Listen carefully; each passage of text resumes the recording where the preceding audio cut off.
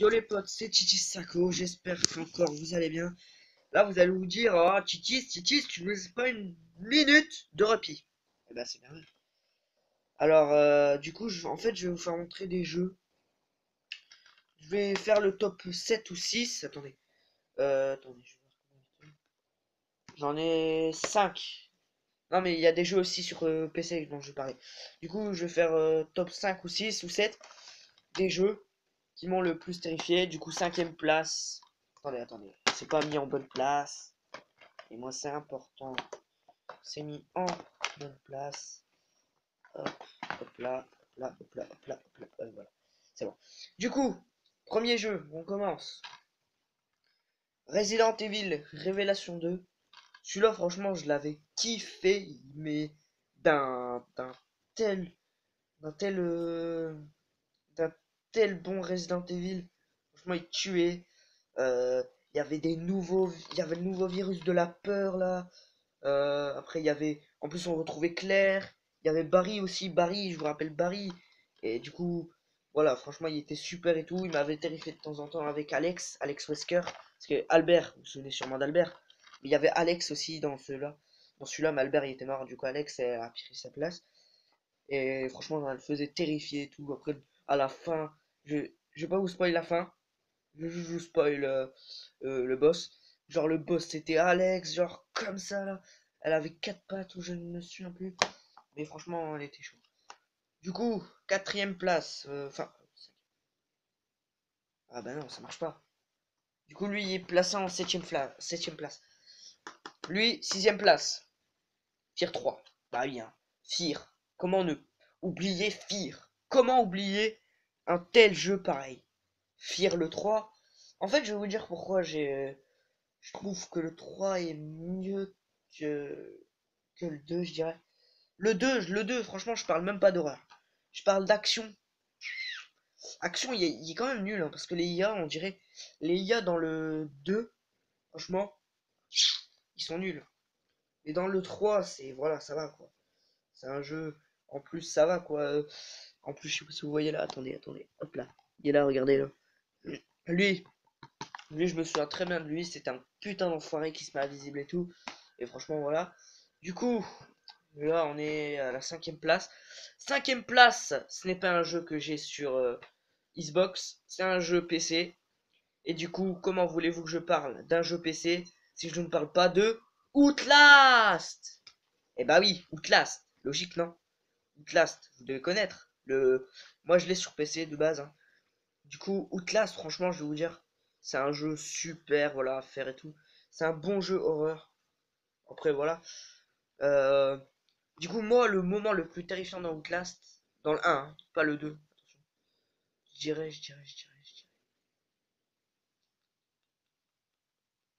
me souviens, c'était dans le 1, ouais. C'était avec le docteur, là. Docteur Traeger, mais oui, c'est ça. Le docteur Traeger, là, vrai malade, lui.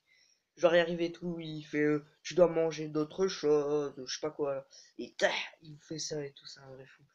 Ou encore, le marié dans le DLC de Outlast, il était trop bien.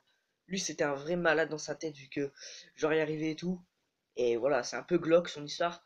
C'est genre, il arrive et tout, il coupe les parties génitales, si vous préférez, précieuses, des hommes et des femmes.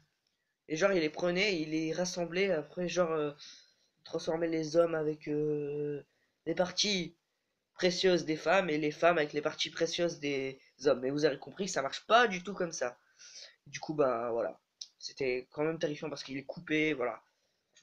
C'était terrifiant. Du coup, j'étais à 7, 6, 5. Quatrième place.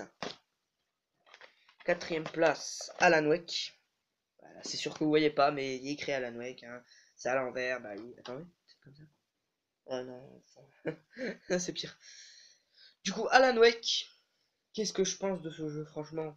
Dès que je l'avais testé, je me suis dit, ouais, certes, c'est un jeu d'action à peu près action, on est d'accord. Mais jouer en mode cauchemardesque, je vous le dis, là vous flippez vos mères. Mode cauchemardesque, tout change. Vous savez que les munitions ont une rareté. Vous savez que la lampe de poche a une rareté. Euh, vous savez que voilà quoi, de temps en temps, vous savez que soit vous fuyez pas. Et ça, c'est vraiment parce on sait quand on est bien, on sait quand on est mal dans le jeu. Par exemple, voilà, si on sait qu'il nous reste 6 balles et il y a 3 ennemis en cauchemardesque, voilà, ils vont pas prendre une balle, ils vont crever quoi. Ils vont prendre au moins 2 chargeurs complets, un chargeur. Du coup, vous savez que là, hop, faut run, faut run, faut run, faut run. J'abandonne, faut run. Du coup, j'étais à, attendez, 7, 5, 4. Troisième place. Troisième place, un jeu super. Je vous le conseille de le faire. The Evil Within. The Evil Within, c'est un putain de bon jeu. En plus, je vous rappelle que c'est le créateur des Resident Evil, Shinji Mikami, qui l'a créé. Alors, franchement, c'est un carton. Je vous le dis. Ah ouais, je me souviens bien. Je sais pas si vous voyez, attendez. Attendez, you. Il est là. Je sais pas si vous voyez, là, il y a le mec aux têtes de... Attendez. À la tête de coffre, là. Vous voyez lui? Bah, en fait, c'est justement lui que j'avais parlé. C'était lui qui m'avait le plus terrifié. C'était le mec à la tête de coffre. Genre, en fait, vous vous baladez, je crois. Il y avait Leslie. Vous savez Leslie? Il y a une genre d'alarme qui s'enclenche et tout. Genre là, il y a qui arrive. Derrière, genre, vous êtes comme ça. Vous êtes non, non, je veux pas être enfermé. Et genre là, derrière, vous voyez qui arrive? Le boss, le gardien. Genre le gardien, parce qu'il s'appelle comme ça. Et si vous préférez, le mec à la tête de coffre, quoi. Il arrive avec une arme et tout. Il a il vous tabasse et tout. Mais après, il y a une deuxième scène qui m'a fait flipper. C'est avec la meuf, là. La meuf araignée, là. Dans le 1, c'était trop. Parce qu'elle, elle vous one shot et tout. C'est une vraie folle. Genre, elle arrive comme ça, elle a peur du feu et tout. Mais c'était chaud, quoi. Du coup, deuxième place. Ça sera FNAF.